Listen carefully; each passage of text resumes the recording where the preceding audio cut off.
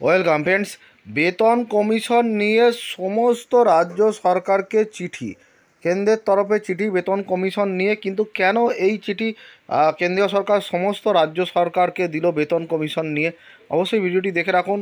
আনন্দবাজার পত্রিকায় উঠে এসেছে, চ্যানেল নতুন হলে সাবস্ক্রাইব করুন, ভিডিওটি শেয়ার করুন।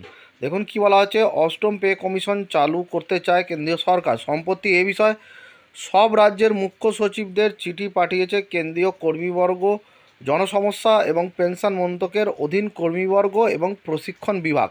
সেই চিঠির প্রতিলিপি পাঠানো হয়েছে কেন্দ্রীয় সরকারের মন্ত্রী এবং সচিবদের। চিঠি পাঠিয়েছে মন্ত্রকের কেন্দ্রীয় সরকারের সচিব পর্যায়ে আধিকারিক দীপক শর্মা। পরপর তিনবার চিঠি পাঠিয়েও সাড়া পাওয়া যায়নি বলেই সূত্রের খবর। ফলে অষ্টম পে কমিশন গঠন করা নিয়ে সমস্যায় পড়েছে কেন্দ্র। কেন্দ্র চিঠি পাঠিয়ে 3 দফায় অষ্টম পে কমিশনের কাজে যোগ দেওয়ার সময়সীমা বৃদ্ধি করেছে। প্রথমবার বিজ্ঞপ্তি জারি হয়েছিল এপ্রিল মাসে, সেবার আবেদন করার সময়সীমা 21শে মে থেকে 10ই জুন পর্যন্ত করা হয়েছিল। আবার দ্বিতীয় দফায় সময়সীমা বাড়ে 10ই জুন থেকে 30শে জুন পর্যন্ত।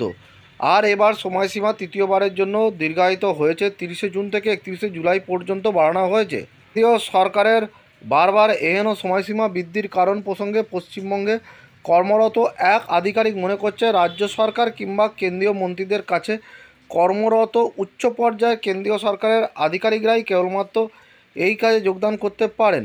কেন্দ্রীয় সরকারের কাছে আবেদনের পর ইচ্ছুক আধিকারিকদের বর্তমান দায়িত্ব থেকে নিষ্কৃতি পাওয়ার পরেই তারা ওই কাজে যোগদান করতে পারবেন।